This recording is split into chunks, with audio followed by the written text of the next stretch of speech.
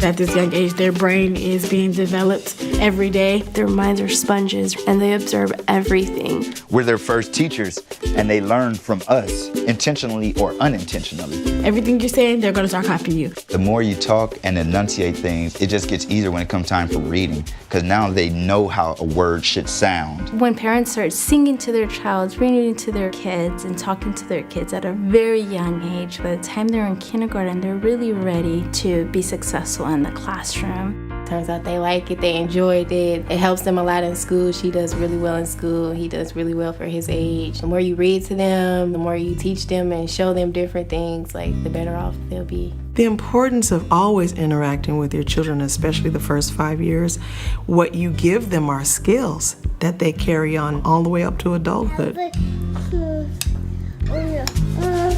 are you talking about? And then what happened? Being a teenage mother is hard, but it's like at the same time, you have to be able to set that example for your child. Giraffe. Panda. Maybe because I didn't get it when I was little. I didn't get all the support that I needed to keep, to reach the goal that I wanted to, and like I want her to reach that goal. Even on days like when I don't feel good or I just have to think about like I'm doing everything for my kids, so I just keep going. People say it's not always easy. It's never easy. We just sacrifice and make the time for it. G-H-I.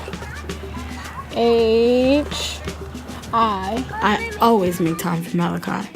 Even if I feel like, oh my God, I don't want to sit in the house, like, I have to. I have a child I have to take care of. I need to show him that attention. Because at the end of the day, you're his parent. You're her parent. It's like nobody else is going to show them that attention that you do. ¿Dónde está tu nariz? Nariz. Nose. ¿Dónde está tu nariz? Esta es tu nariz. Bravo. It's not always about the words, it's about the pictures too. You can read a book with no words and bring the picture book to life. You can tell, even though he's a baby and he's babbling a lot, it's like you can tell A, B, C, D. It's like, yeah, okay, you're getting it. Yay. G-H-I-J-K-L-M-N-O-P-Q-R-S. And then after a while, they'll pick up the words and then be doing it on their own. It's never too early to start talking to your child, talking, singing, teaching them something. It doesn't matter what age, you can start because they listen. I believe children start learning in the womb. So if you're a mom and you want to read to your baby, you read to your baby. If you start by the time that they're quote unquote supposed to read, you'll be so far behind, and not even just intellectually behind, but just the loving of it, just the spirit, the curiosity of it. They need to have books, they need to hear music, they need to interact with you, hear you talk. Wow. It's never too late to start, it's not too early to start. It's like, it's an ongoing process that you just have to continue to do. Learning can happen anywhere, whether you're at home, whether you're at the park, whether you're at the groceries, just in your daily activity. She learns a lot just from being with me, walking down the street, and I say that's a tree. That's an acorn, that's grass.